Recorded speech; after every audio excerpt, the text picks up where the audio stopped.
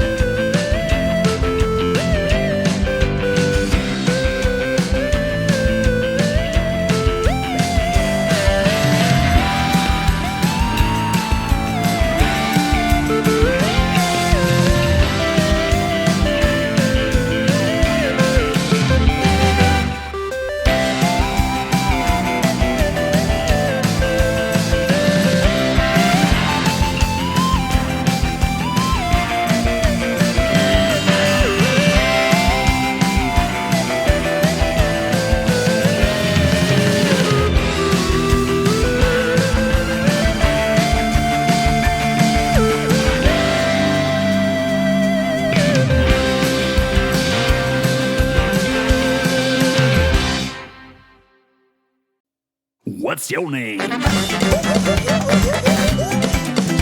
with a D. Start with an O. Start with a D. Nothing nasty now. What's your name? Spell it. H-A-K-S-T-O-K.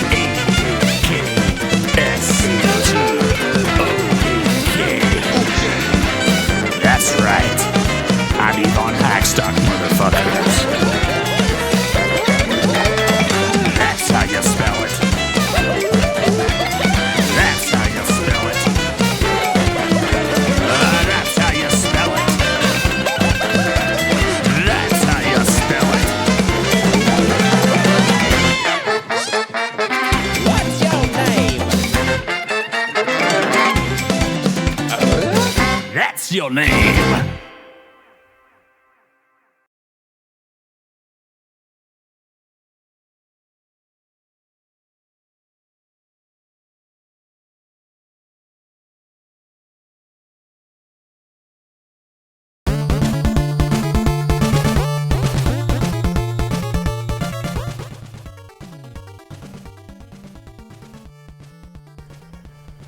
All right, Dwelling of Duels.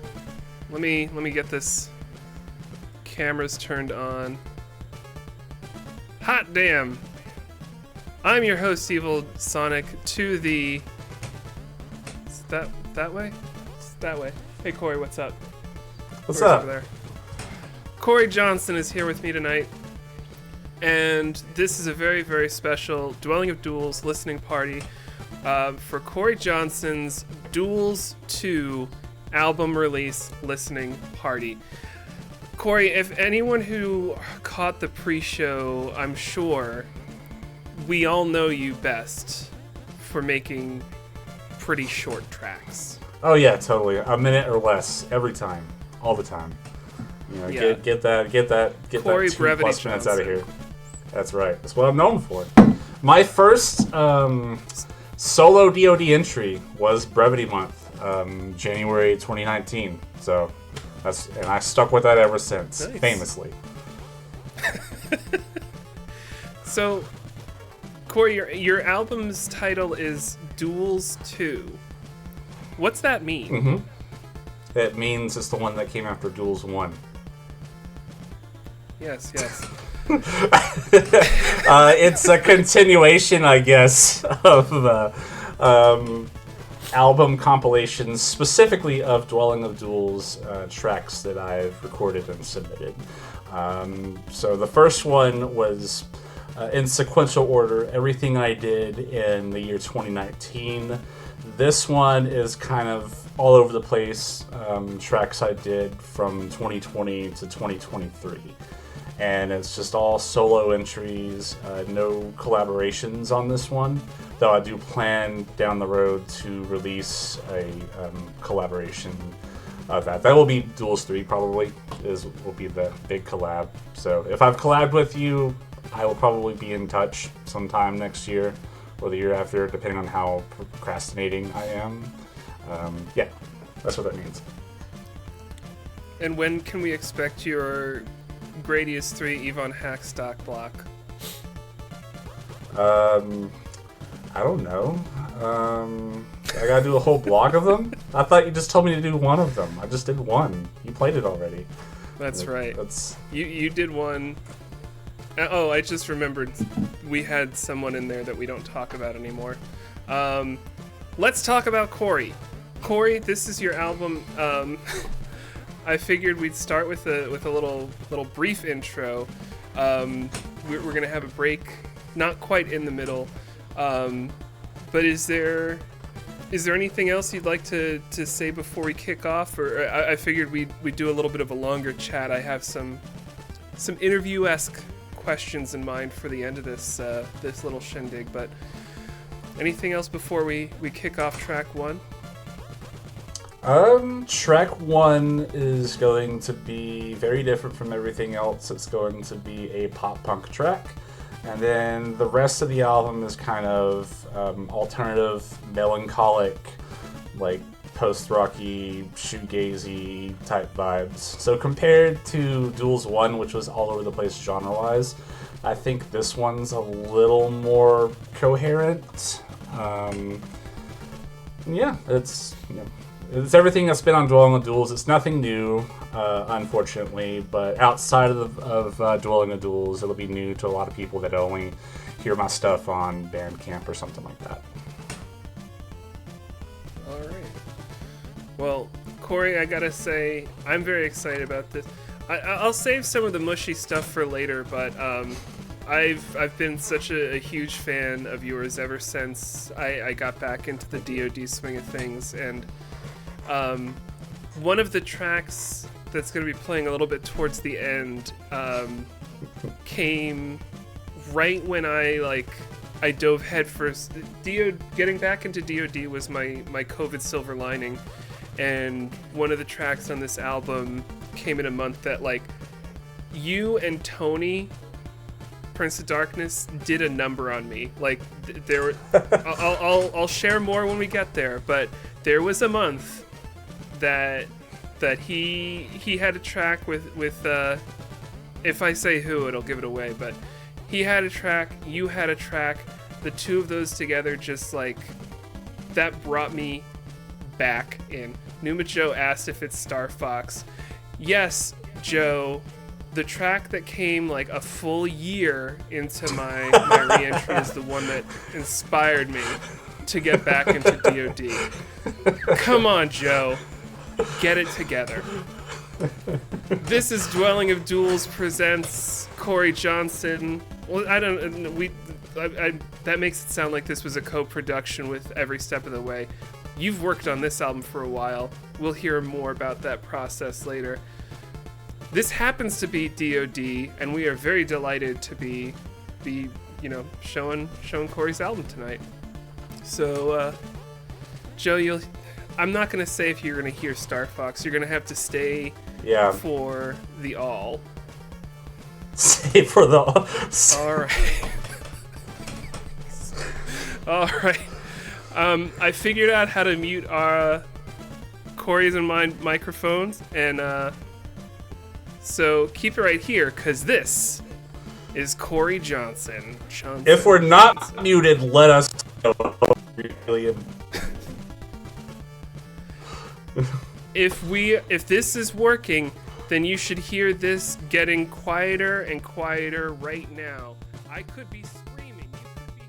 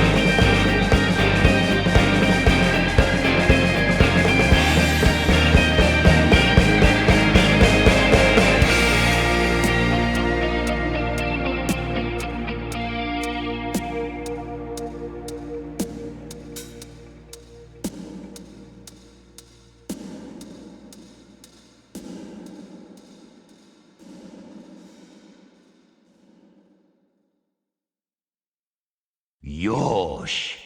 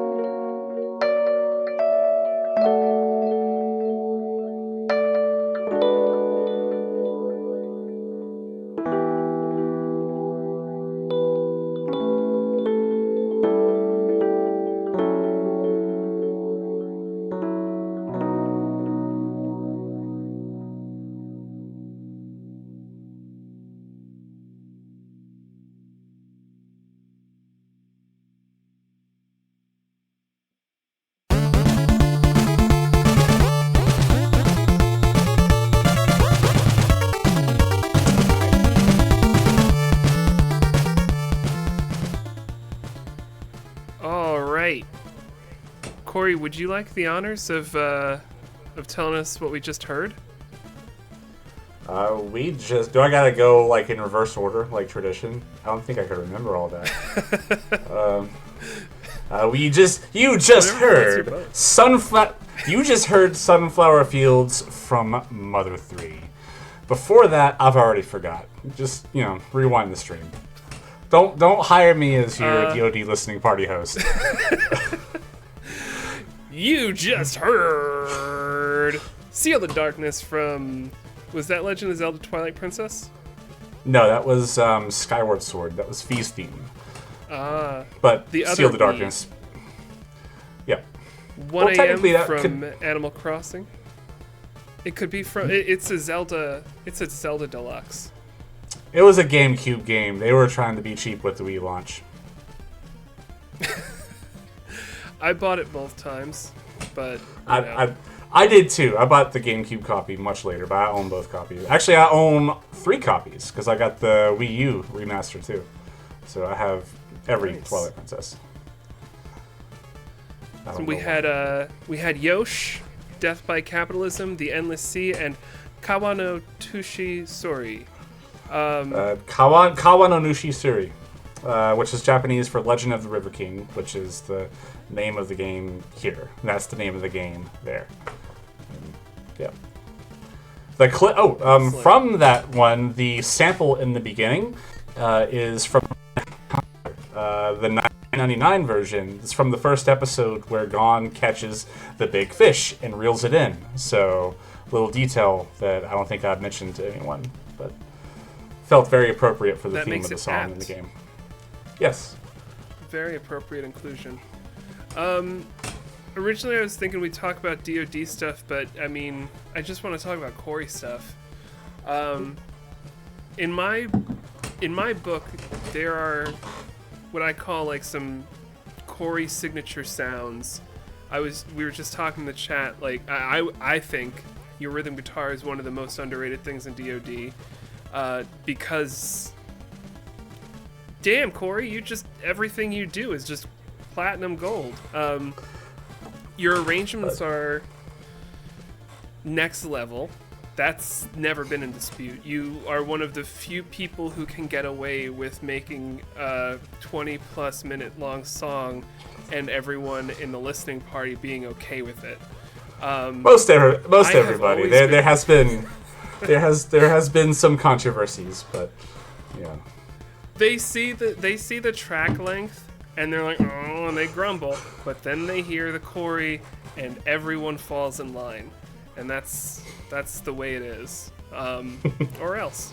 I've always been a huge fan of your use of audio clips and the way that you use other media to like. I think so. Death by Capitalism.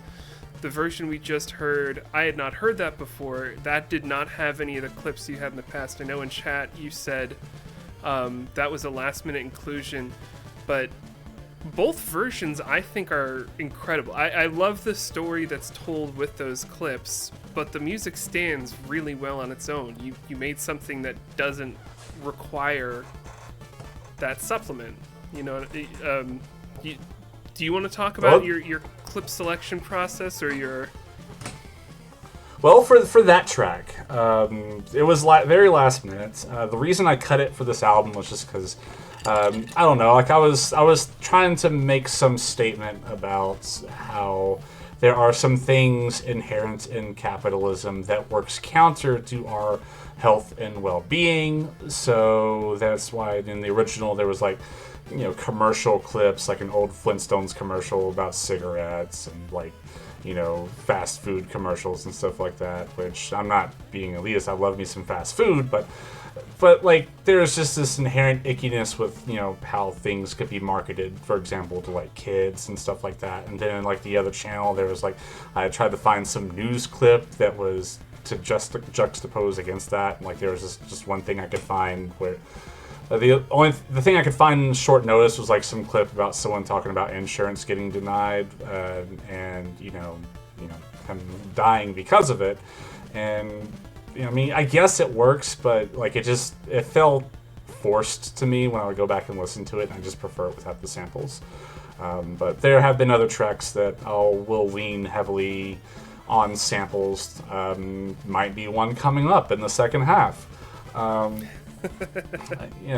And I love taking when I'm covering video game music, I like taking non-video game elements, be it samples or mashing it up with other songs to contextualize or recontextualize it, or flip it on its head or something like that. So when I'm searching for things, that's kind of what I'm trying to do.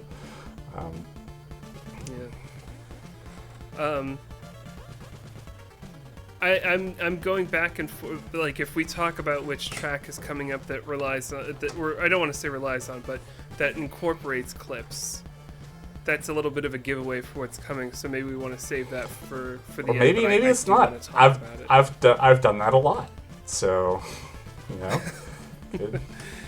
it's who knows what's coming up next. It's a surprise. One of the nobody knows what you've entered in DoD. Right. Yeah. One of the other things that I think what has usually been a dead giveaway for me when I hear it and I know, oh, this is a Cory track, is that guitar tone, and the way you play guitar is just, it's like a fingerprint. I don't know if this is a me thing because I just listen to Cory Johnson so much, or if other people feel this way, but the way it's like a voice, like when you have that lead guitar sound. And I know when you and Austin did a thing a while back, you went into some of the plugins you use. But do you want to talk about how you get that DoD tone? I'm gonna start somewhere else and work my way into it. Mikhail Strifing told me the same thing. Like he's like, I can hear you by your guitar tone, and I can't hear it. Like I don't know what the Cory Johnson sounds like, but I think other people have said generally about playing guitar, like 80% of the tone is like in your fingers, just like how you fret the strings and like the angle and everything like that. So it's because like I will do things to try to throw people off the scent, and like, we'll still, like, Mikhail will hear it, or you might hear it, and I'm just like, shit, but there are things like, plug-in and tone-wise that I tend to rely on a lot. The joke being spring reverb, I guess. The neck pickup of a Stratocaster is often what I rely on for leads. I don't know. I haven't been using as much reverb and delay lately, but early on that was, I used it a lot and heavy and a lot. It was a lot. But yeah, I mean, never enough. I guess that's the thing. It's spring reverb. And Jeff and Chad, it's a bigger dead giveaway if I go into my sound is spring reverb on the kick and the snare of the drum kit.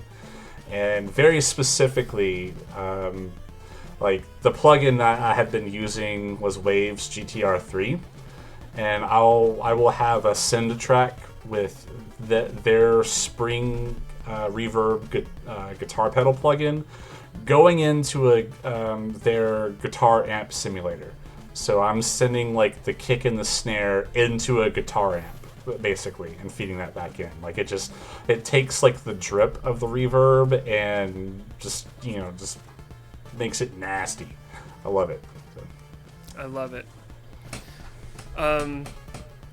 I just had to re-loop the track, so we're about 10 minutes into this break. So I want to, I'll give a comment and I'll give it back to you if you want to do anything, say anything else before we go into the next block. But I watched your interview with Catagen and clocked your what you had said about the Waves GTR amp, like that plugin, because I just reminded myself how it came about. I saw you post something on Facebook that included your birthday, and I was like, oh, I know Cory's birthday now. And for Cory's birthday, I'm going to make a DoD alt.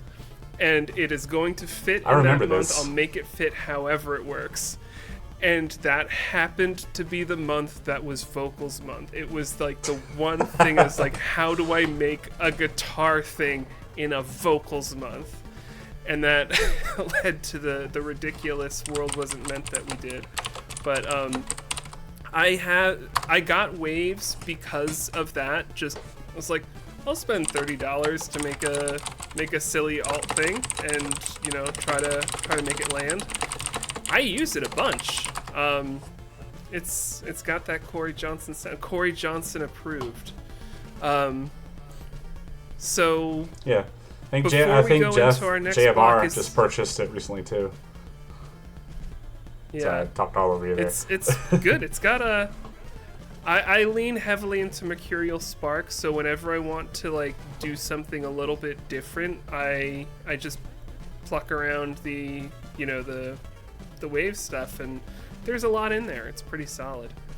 Yeah, I've lately been like using that amp sim. This is what I'm familiar with, but disable their cabs, and like I'll use some own hammer stuff, like so like I'll do hybrid setups. Sometimes I'll force myself to do different things entirely. Like I got some other thing lately. I've been trying to use my pedal board with a atomic amplifier. Cab sim pedal, so I've been mixing it up, but more likely than not it's Waves GTR3 is what I've been using. Nice. Cory, anything else you want to say before we go into our second block of the Cory Rock? I got nothing. Let's do it. Let's go. All right, well, I'm gonna debate that. You don't got nothing. You got this really kick-ass album, Duels 2, and you're hearing it here on the Dwelling of Duels. This is Cory Johnson.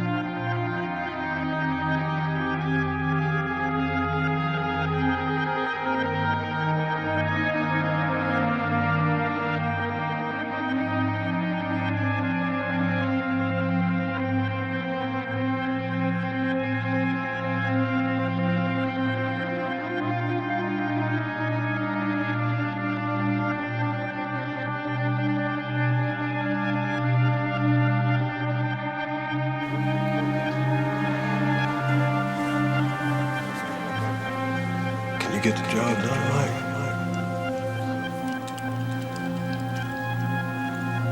We're pretty small. I didn't ask you if you think we're small. I ask you if you think we get the job done. Think so. Well, you're gonna have to do better than I think so. Is that clear? It's clear. Now I'm gonna assume that by now you learned the world's not fair, and sometimes you get the short end, that's all you get. And if you don't do something personally to fix it, then that's all you're ever gonna get. Yes, sir.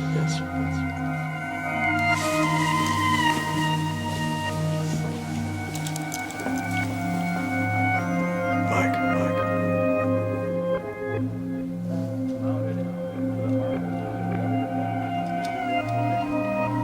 Do you want to play college ball? Do you want to get out of this town? Think so. Well, why aren't you doing something about it? My mind's not right.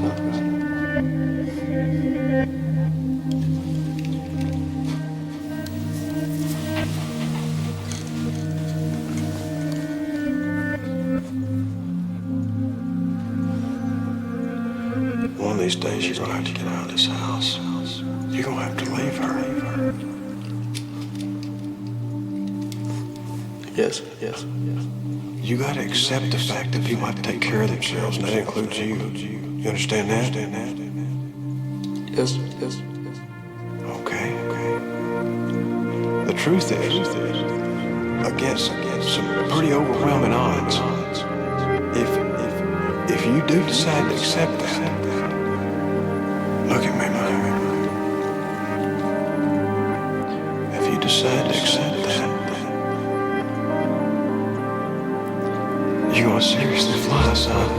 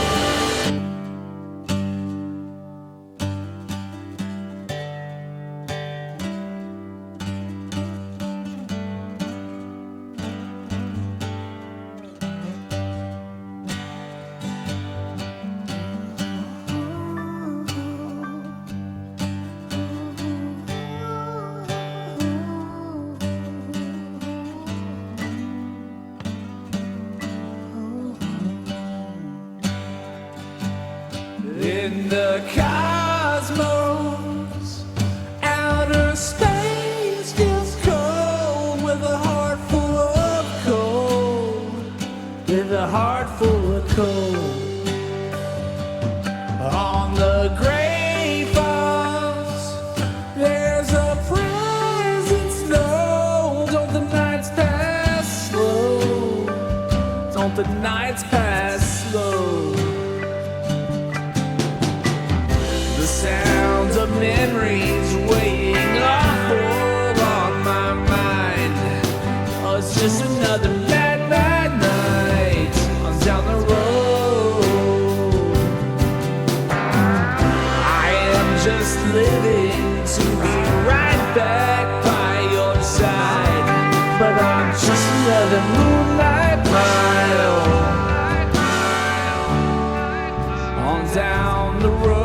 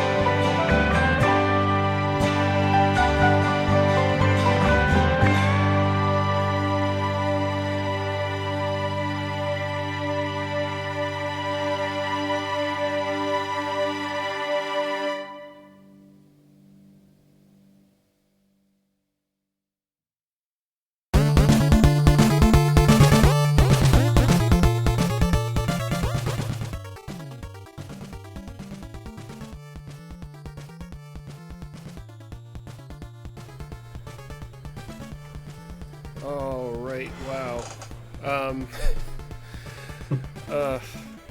I just that track, You okay? You okay, Mike? those two tracks back to back, you knew what you were doing. I'm wrecked. I mean, they are proper closers. Like they got closer energy. Like, that's I didn't so mean good. to wreck you. I'm sorry. I mean, it's not a bad thing in this context. I have a lot of opinions about music and emotion and the power it has, and just damn, it's really hard to talk about. Like, I don't know, it's just a lot. So Yeah, no, there is a kinda- lot in these. Sorry. Yeah, there is a lot in I was these just gonna last kick it two to you. tracks. I know it's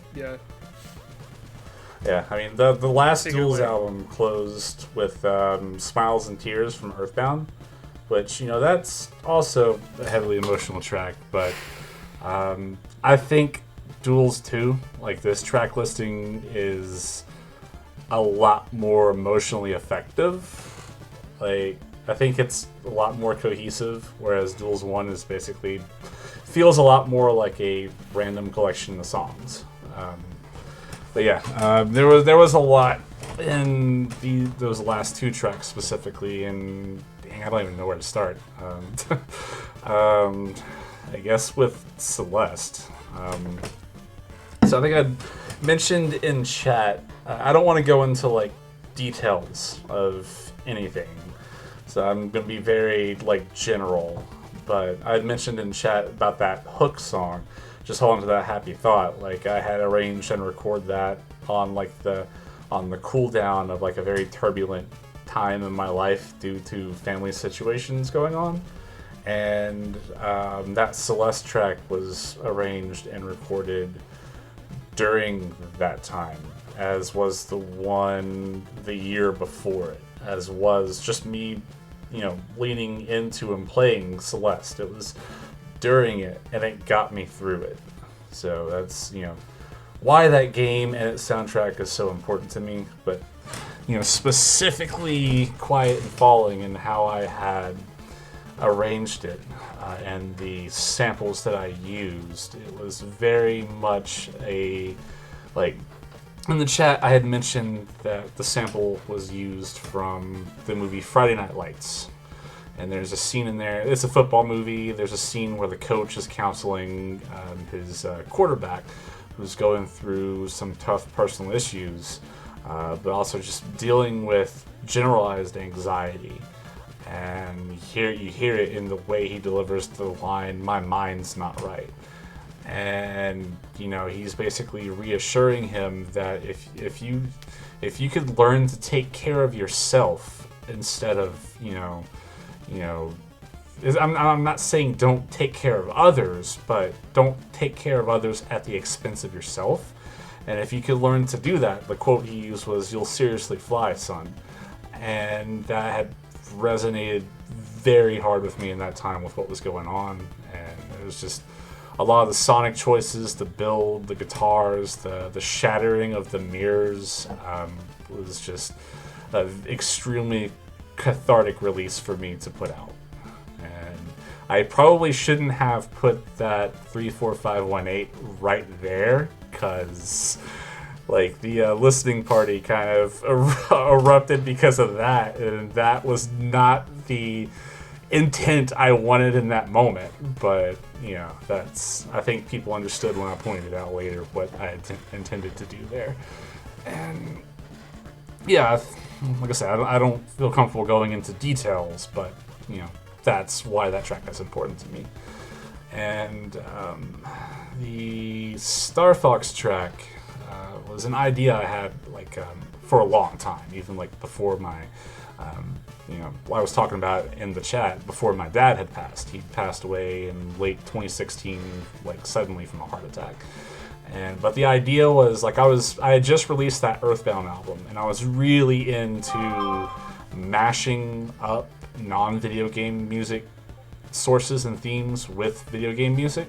So like after Earthbound, I was like, oh god, I really want to do a Star Fox album. And I was like, oh dang, I think I was listening to that Rolling Stones song. I was like, I could do a mashup with this. I could make the lyrics about Fox McCloud and all that. And it was just I guess like I pocketed that idea and it was just like burning a hole in my pocket. Like I really wanted to do it, and it made sense to do it around that time for Dueling of Duels, and I did it.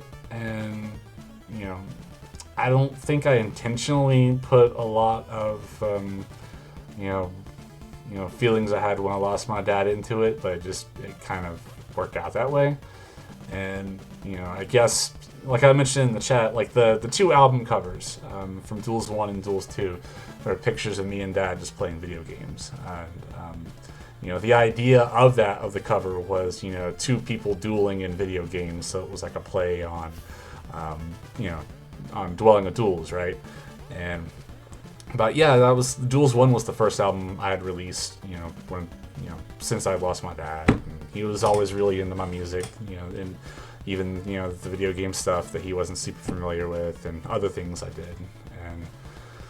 And and like I didn't intend for that track to be like a tribute to my dad, and I didn't really intend for the second cover to be a tribute to my dad, but it kind of worked out that way.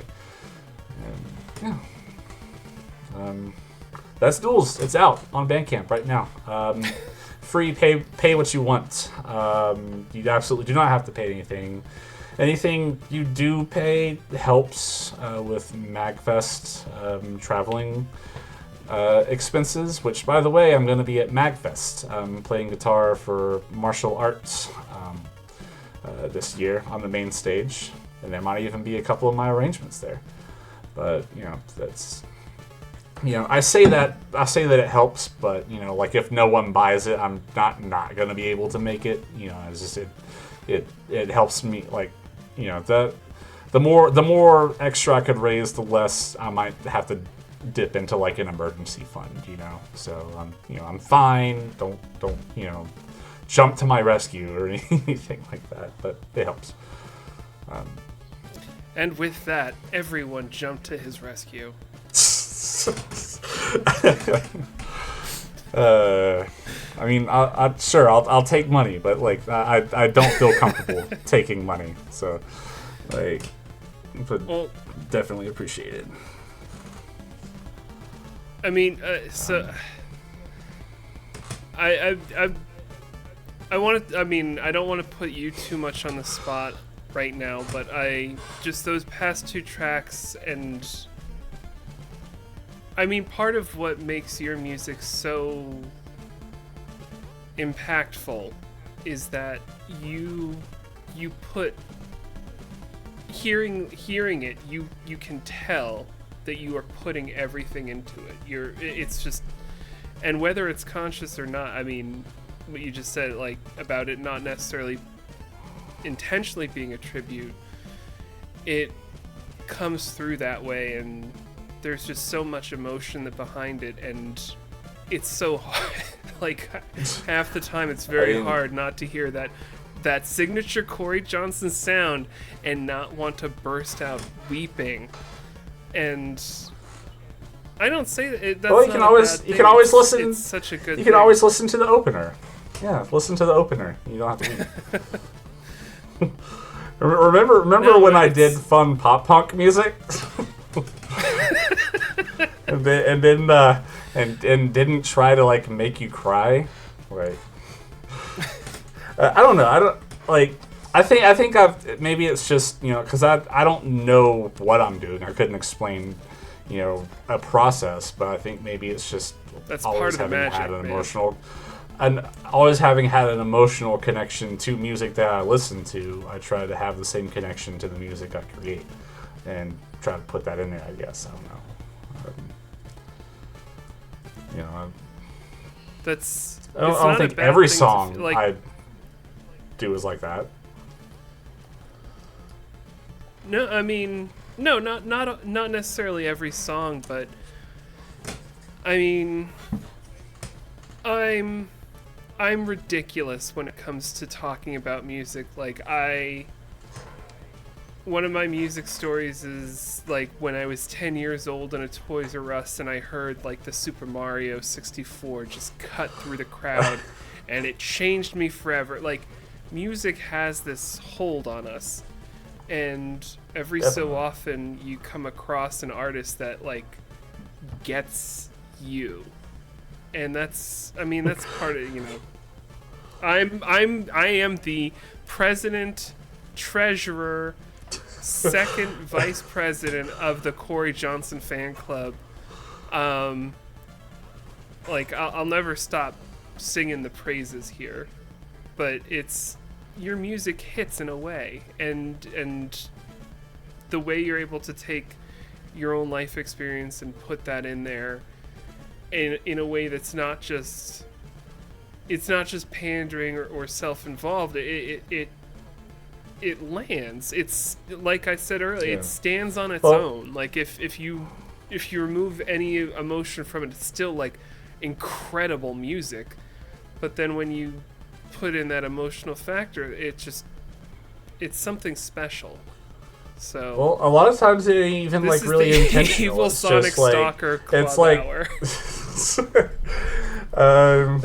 Yeah, it's a lot of times it's not even intentional though. Like, it's just like with the Celeste one, it was like a catharsis. I had to do that. I had to vent somehow, and that's how I did it. So I don't know. Yeah, that's Duels 2. I had mentioned, I think in the chat, I don't know if I did it in here, but there will be a Duels 3, and it will be all the collabs that I've done over the years. So I think that'll be the next one in this series, and that'll be, whichever one comes first, that or Celeste. It'll be my first foray into like proper licensing instead of just YOLO, let me throw my stuff on Bandcamp type stuff, which, so, yeah, future plans. Yeah. Nice. Well, I guess are we gonna wind this down? Is there any? Does chat have any questions? Does Cory, do you have any questions? Do you really think? Obviously, I have questions. I've been saving my questions, sir. Okay. I mean, I'm not going to keep us here all night, but I mean, I'm good. I don't have to go into work till 2:30 tomorrow afternoon, so I'm, Yeah. So, I think you touched on this a little bit when you were talking about Celeste, because obviously, like, if you look at the games page on DoD for Celeste, it looks similar to if you go to the Echo the Dolphin page on DoD, and there is a single artist for most of those tracks. So, and yeah. So I guess I wonder who that is. When did like? So yeah, first of all, I guess it is Celeste eligible for Smash Bros month, because maybe I'll just insert myself into that page. But no, how did you do you want to talk about like just video game Celeste stuff, like music aside, just like how you got into that game? But yeah, I found it during that turbulent time of my life, and it was just it was how I unwound, and I resonated a lot with how Madeline was battling with her anxiety, literally manifesting into battle line and having battles with it, and then coming to terms with it and accepting it. It was, something I needed to do with, my own struggles with anxiety and depression. And it's a very special game for me. And yeah, I've done a lot of Celeste for DoD. I think I have a long-term goal of covering every piece of music from that game, specifically for Dwelling of Duels. Just so, like, if someone, so the game is properly, put in the history of DoD and video game music, someone can go to that page and see everything there. It doesn't even have to be from me, but it's I'm going to touch everything. But that's kind of like my goal of it. And then, yeah, it would be cool to make an album with that, but that's the secondary goal. The primary goal is just to as a personal challenge, take that game, do every piece of music, and have it like listed there on that page. Yeah. I think that became a goal when I started working on that second track like a year later. Like, okay, it's really funny that I'm doing this exactly a year later. I should really do every track like this. So. And this wasn't a track that was on this album, but you did do Celeste for the 20th anniversary. You invited me to it, but I wisely talked you out of including my vocals on there because that would have turned a silver track into a far less than silver coward track. But I don't like, I've been on the record, my vocals only work when I'm silly about it. Like Octodad, that's my comfort zone when I'm on the mic singing. But I mean, that track was... I mean, I think having a choir singing even Hackstock's name is pretty silly, though, so... Yeah, and also I couldn't do it because I was in the gas choir for Bike Kid 2, so that was my second track. I was too! Yeah, that was my second track as well. Collab. One of the things that hit, like...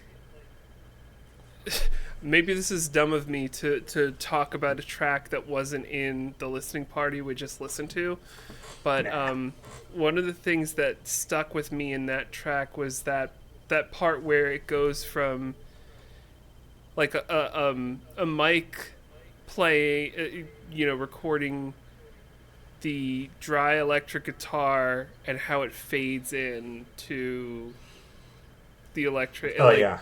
I don't even know how to describe it, but you know what I'm talking about.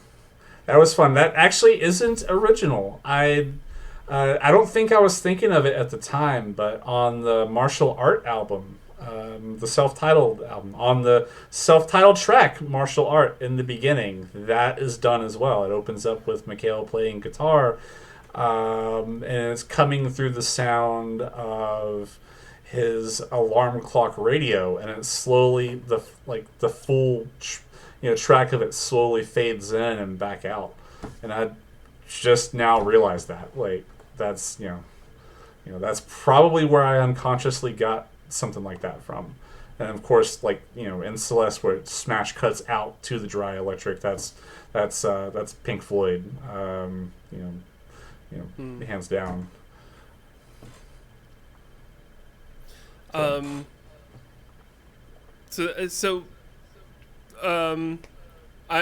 have a few things that I always like to ask people. What was the first video game that you ever had? When I was really, really little, we had a hand-me-down Atari, 7600 or 7200. I don't remember. But we had a bunch of 2600 games, and I think the first one I remember being my favorite was Pitfall 2. I played the shit out of that game. I think we also had Mrs. Pac-Man and Plaque Attack, Breakout, and stuff like that. But Pitfall 2 was my first favorite video game, and then a couple of years later for Christmas I got, I think it was Christmas '92, I got NES with Mario Brothers 3, and that was the second favorite game. And then a couple years later, Sega Genesis with Sonic 2. So Christmas '92, were you in Alabama? Yeah, Hazel Green, Alabama, where I currently am now. So yeah. I want to paint the scene. Christmas '92, Cory Johnson gets his NES SMB. Hold that thought. Hold that thought. I will be right back. I promise this will be worth it. While Cory's going, I'll take you to New Jersey, which is a certain number of miles from Alabama. Quick Google, tell me how many miles. Alabama. Alabama is how many miles from New Jersey? I'm even gonna say where in New Jersey. I don't know. There's this. Google load faster. I think it. 1,066 miles away. Yeah. A young evil Sonic got his first Sonic. So you can see the layaway sticker on there. Yeah. I think it's like 92 or something like that. It has like some or something. Christmas 92, that's when I got my Genesis. Oh, actually, okay, so Christmas 92. I don't remember what I got. I got like a hat rack or something. And then my two doors down neighbor got a Sega Genesis with a Sonic the Hedgehog. So then later we got a Sega Genesis with Sonic the Hedgehog, but that was the thing. So Christmas of '92 was a formative Christmas for Cory Johnson and for Evil Sonic. Yeah. I would say more formative, though. I don't remember what Christmas it was. It had to have been like 93 or 94. I don't remember. But it's when I got my Genesis. And it's when I got my copy of Sonic, I guess Sonic 2. It had... I've told this story to Jeff in martial art, and he basically was like, I did the exact same thing. But finding that sound test menu that had all the music from Sonic 2, and just, as much as I played Sonic 2 well, I would also go to that menu and play and listen to the music off of it. And I eventually got like my little Fisher-Price tape recorder with the microphone on it, and recorded, held it up to the TV and recorded the tracks off of it so I could take it and listen to the music. I thought that was the coolest thing ever. I could listen to video game music away from the TV. Oh my god! And yeah,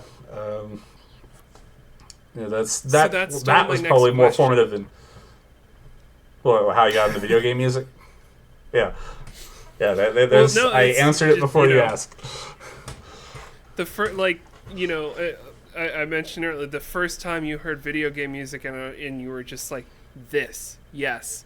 But this is one of the other things. This is less of a question and more of a musing.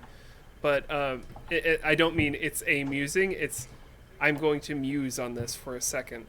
But thinking about how music moves around. Some of the I remember from a history of rock class I took, Metallica existed because people were passing around cassette tapes in the early 80s in Southern California, and just how video game soundtracks, because it's a specific thing where you have to do something like that.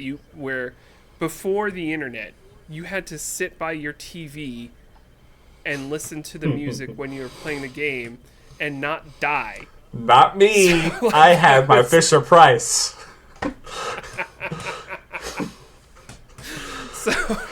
But isn't that such a weird thing? Just how that music scene developed.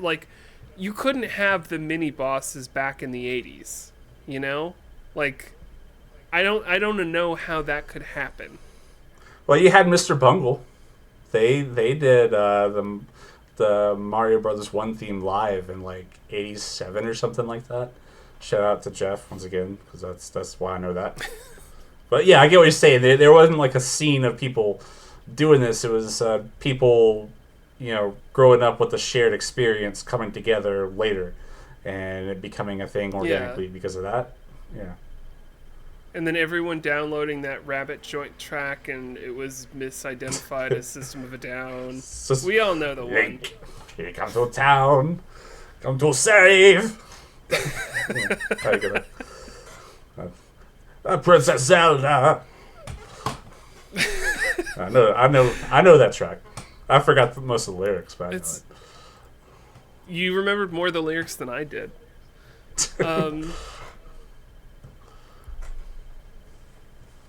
Okay, that's some cool stuff. So, like, what was so? We're talking about music. You must have been like 7 or 8 and already like sitting at the TV recording music with your Fisher Price. Yeah. None of my friends What was like your were about that, by the way. So I was, it was just me then on they that. aren't So I was friends. You need new friends. No, but so I get like where I'm going with this. You were musical at an earlier age than I was. Like I had my first guitar when I was 14. I never thought about video game music until Atomic showed it to me, like when I was in college. But how did you get into making music? Shoot. Like, I started off playing piano, which I no longer play piano. I'm not good at it, but like, we have a like an old beat up like stand up piano in our family, and like, I would always just like hear things on TV and try to copy it by ear. And like, it would freak out my parents because like the Simpsons theme would be on, for example, and I'd walk over and just like at the age of 4 figure out the notes and then play it, and they're like, "What?" But they made me take piano lessons, which I was excited about. But like, all the piano lessons were just like, Bach and Beethoven, and I think if my video game, which this is very much a thing now, but wasn't then. Like, if there were books of sheet music of video game music back then, like there was now, Yeah. I would have been like, yes, I am now a formally trained musician, and I would have been so into it. But like, I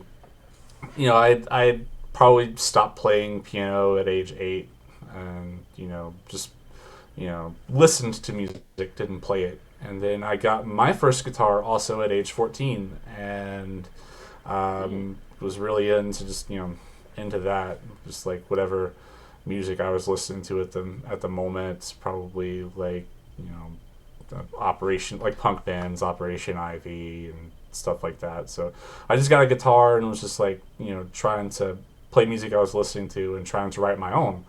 And like, for my 15th birthday, I got my own computer that wasn't the family computer, so I can now just like in my room, I had my electric guitar, I had my $100 Korg multi effects pedal. I think it was an AX10 or something like that, and I would hook that shit line in into my E-Machine's computer and record some of the nastiest, awfulest, like no drums, no bass, just yes, I'm gonna record CKY 96 Quite Bitter Beings, and I'd have like hundreds of those just recordings of me like just doing stuff I like, and then like I would try to write my own like punk music, pop punk music and stuff like that, and I got a bunch of stuff like that will probably never see the light of day.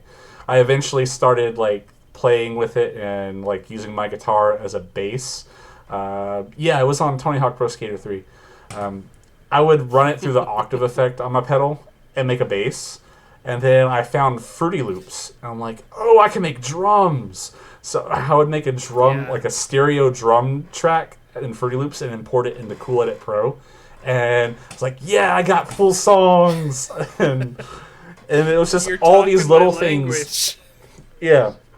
All these little things building up over the years. Like, that was my high school. It was just like recording all these dumb little punk songs, and sometimes I would put piano in there, and it took a long time for me to actually put 2 and 2 together and like, oh, I can cover video game songs and it'll be awesome.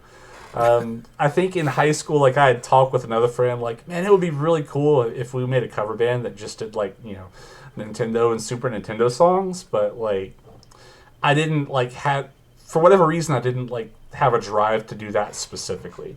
And like, I'd in high school, I'd kind of like, I wouldn't play as many video games because I was, going like touching on other interests. And I think in college, I kind of had this big kick where I started playing the Zelda games again. and just fell entirely in love with Zelda all over again. And it's still my favorite game to this day. But like I think it was around the time I got a Wii and Twilight Princess came out, so I'd gotten that, and that made me revisit the old games. And then just like on forums I was on at the time, I found this album called The Big Band of Rogues, and it was like this live concert of like various like Mario and Zelda songs. And that album specifically, maybe also with like the video game pianist, made me fall back in love with video game music again. And then I think it was after college, around 2009, 2010, I was flirting with the idea of doing a Zelda album, and like I wasn't sure how I was going to do it. Like I was big into the Flaming Lips at the time, so I thought I would do like a psychedelic album, but settled on doing a post-rock album, and that's the everything else from there. Nice. I think I meandered quite a bit from your question, but it was perfect. Like, look, we touched on a lot of ground. This is the brief. So yeah, we're touching on what we're looking to touch on here. I feel like you and I had some similar timelines there. Not just the first guitar at 14, but the Zelda landing in college. For a really long time, I was stupidly obsessed with the fact that I started playing Ocarina of Time when I was like 12 or 13, and I stopped playing, and then I picked it back up when I was 19, and I was like, oh shit, I'm just like Link. Cause you start out as young Link, because you started young, and you get there, and you know, you're older, and you're like a teenager and stuff, and I fell into video game music. My foray into video game music, I have to lay entirely at the feet of Atomic. She is the one who introduced me to video game music, and at times, without even me like really recognizing the extent, the first video game cover I was involved in was actually Eric's Little Shack's arrangement of Donkey Kong Country's like intro music. Oh hell which Atomic arranged that for our high school band, and we covered that at Battle of the Bands, and I was just like, I haven't played Donkey Kong, but sure, whatever, I'll play this music. And then we That's also really cool. did a cover of Eric's we covered 2 Eric's Little Shack songs in our high school Does he Battle know of the this? Bands, and I didn't really understand. Maybe? I think I might have told him at some point, but it would have been a while ago. But the other one was like a heavy metal cover of Castle on a Cloud from Les Mis. Which I didn't know who Eric's Little Shack was. I didn't appreciate what was happening at the time. And that was actually before, thinking back about like the DOD. Now that I'm thinking about this, Battle of the Bands senior year of high school would have been like May 2004. And Atomic's first DOD entry was in July of that year for Zelda month, which was also when Eric's Little Shack covered Link's High School Prom Night, which stands to the test of time. That is a track that is literally 20 and a half years old. It is older than at least 1 or 2 people in the DOD Discord, and they know who they are. Yeah. But like, that is a track that holds up. And yeah, I'm so glad I didn't jump yeah. into the scene of recording video game music in 2004 with the quality of tracks I was making. It had been brutal. Oh man, especially with how brutal people were on the internet. So my first DOD track was in March 2005, and I think I got a little bit of a pass that time because it might have been one of the first times that someone entered in DoD doing like something that was chill, because everything else was so metal and rock and I'm probably wrong about this, but also it was just like I just wanted to do a chill vibe, something repetitive and like easy listening. AKA my But jam. yeah, that's it's the way so you, I know you said earlier your first DoD track was a Brevity, I think 2019. Well, my first Actually, solo entry, you were on that before Yeah. there. Your first solo was 2019, but you were on there before that. Yeah. So before that, I was on it was I think January 2016 collaboration month, Mag month. Did a track with Martial Art. We did the Deepest of Deep Cuts, Megalovania from Undertale. And Megalovania, what's that? Yeah, some song you probably never heard of. That I don't like. It was a collaborative arrangement, but I think it was more Jeff and Mikhail than me. Though I wound up like mixing it, and the mix was kind of weird because my computer had crashed like right before the deadline, so I was mixing on a laptop. Got an audio interface with a pair of headphones, so it was just like this really rushed mix.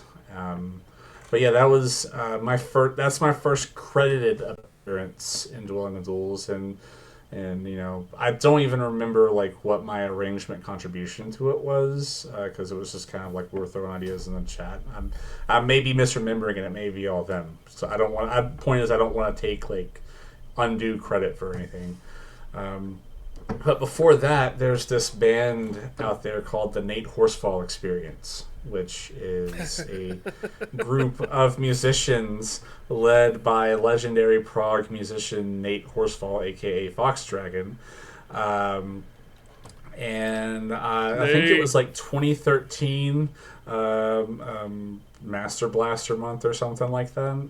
And yeah, I think we got second place on that. So the first thing I ever did on DoD, I got second place, or maybe third place. I don't remember.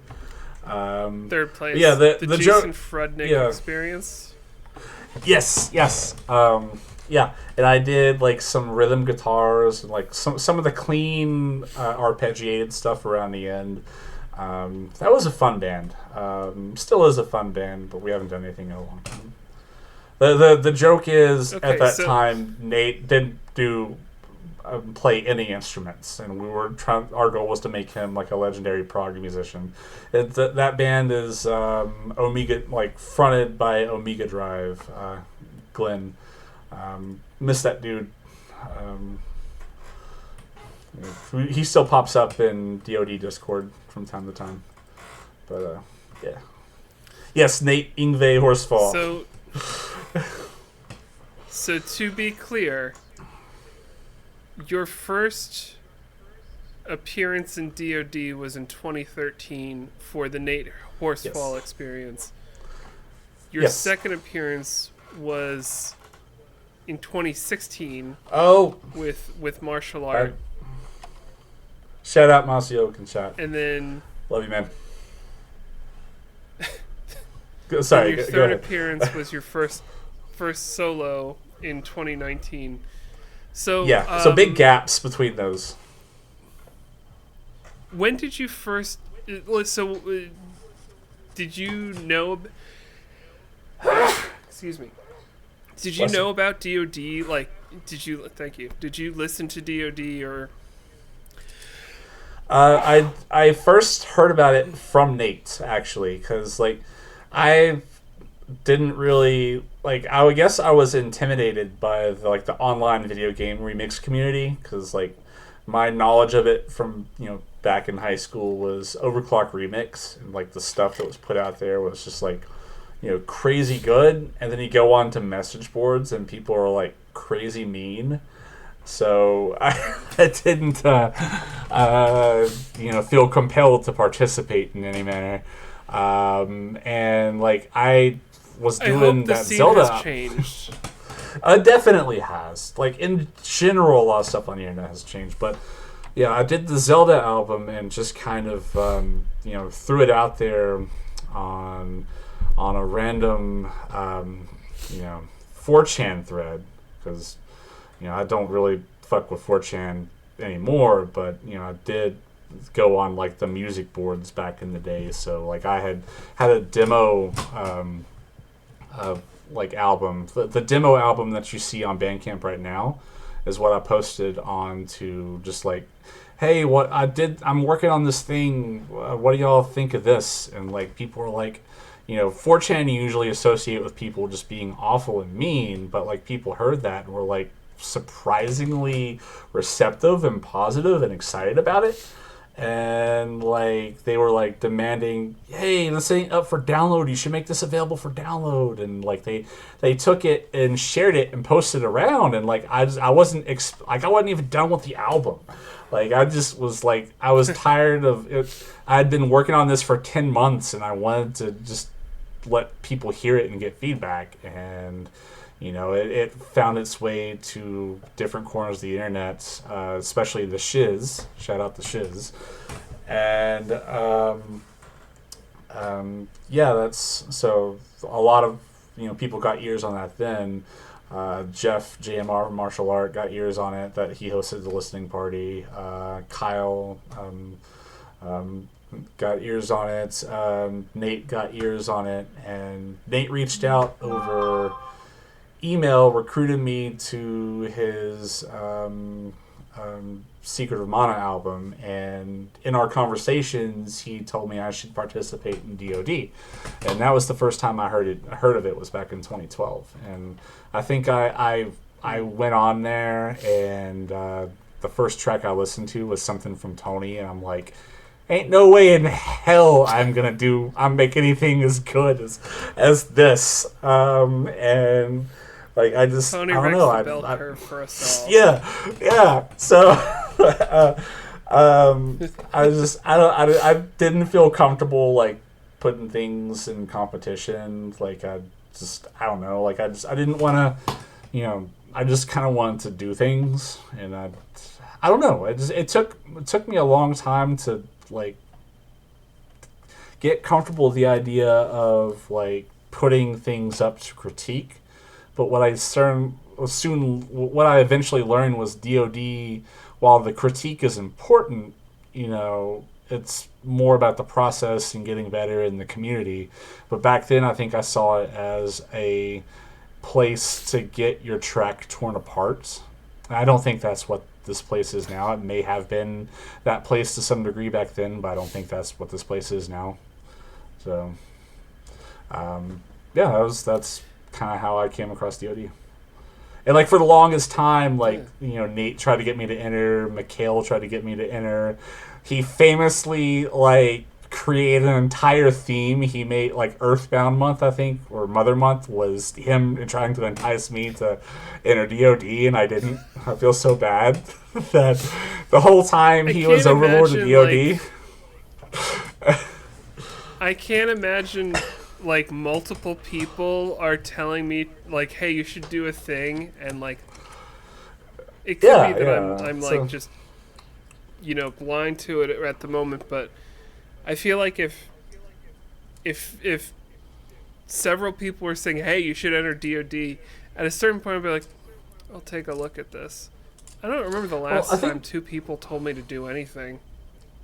Yeah, it was a little bit of that, but I think also what made me finally enter DoD was seeking a sense of community, and I was finding that with all the compilation albums that were going on at the time. Like that was where I was finding community. And, like all the Facebook groups of people working on that album. That's how I made a lot of the friends I've made in it.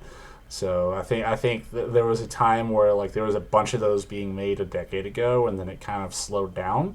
And I was like, okay, I kind of missed this. What's going on over here in DoD? I think it was a listening party in January 2019 that I was sitting in. I was just I had a really good time there. I was like, you know what? I'm gonna do it. I'm gonna enter this month, and I did. Nice. I'm seeing people piecing out in chat. Yeah, I was about to say I don't know if I have any. I don't have any other prepared questions. And we've been going for almost 2.5 hours. So Yeah. So I this think might be a good if time for anybody us to call it a night, does. but Well, does anybody in chat have any questions before we call it now? I want to make sure that did I miss anything that was asked earlier that from talking? I always forget that like when you're hosting a stream, you're supposed to pay attention to your chat and like respond and stuff. I forget these things.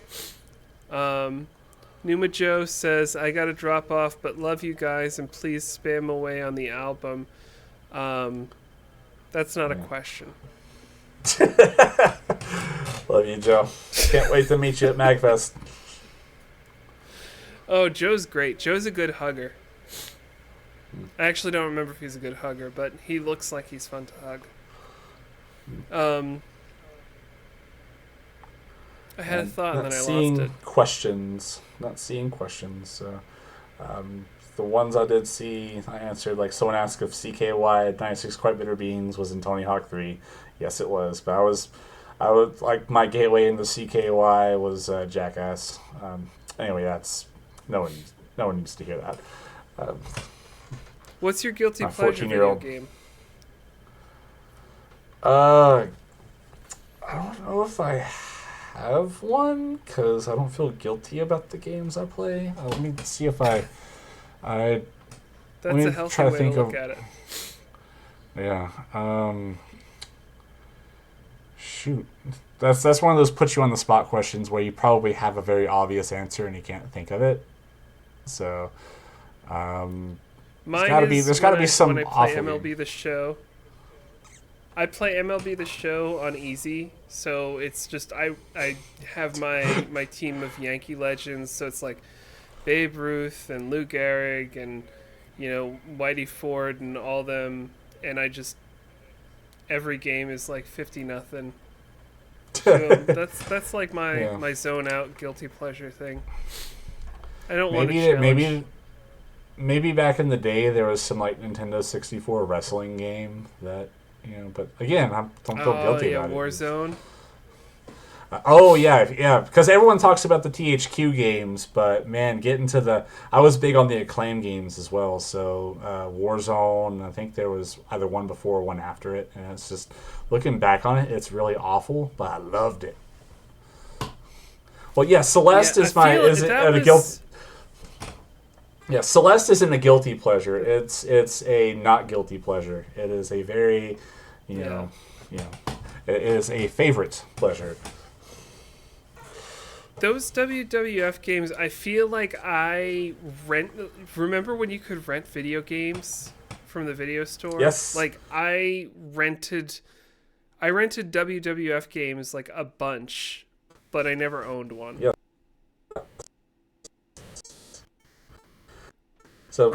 Oh, I think we're starting to get technical difficulties. It's dropping out. This might be a good time to call it. Cory, this has been a pleasure, a treat, a thing I absolutely love.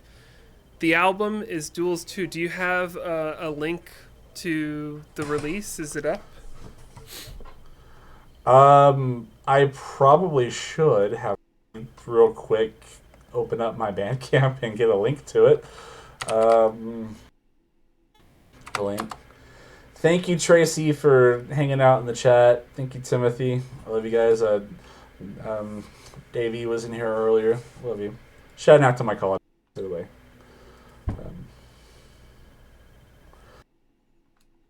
You cut out a little bit there. So if you want to repeat that. Connection. Do y'all hear me? Do y'all hear me? It sounded good now. It's cutting out. Okay, am I back?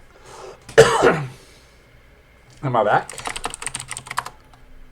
Can y'all hear me? I can't tell how much is coming through, and I don't know if it's on my end or not. I feel like I keep saying, Cory, okay, now you're good, Okay. and then you start talking, and it cuts out immediately. So, this might be a good time for us to call it, but is there Yeah. anything else you'd like to promote or talk about what's coming up next? I know you mentioned martial art at MagFest is coming up, which is very exciting. I'm going to hug tackle you when I see you.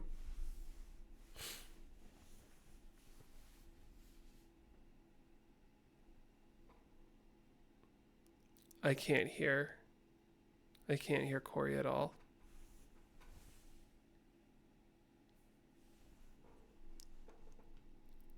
Cory, are you gone? Oh, Cory Johnson is connecting on the Sono bus.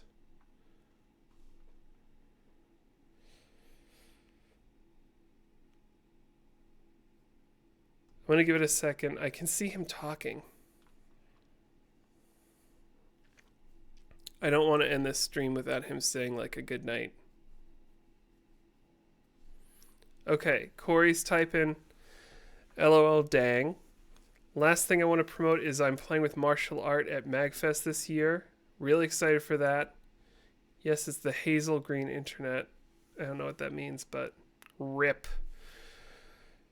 This has been a very Cory Christmas. Cory Johnson, you absolute goddamn legend. You make such great music. You are so beloved in DoD by me. And yeah, hope check out that Bandcamp link. I'll put that up in the Dwelling of Discord of Duels. And thanks everyone for joining. Thank you, Cory, for making such great music and joining us tonight. And this has been Dwelling of Duels. Good night, everybody.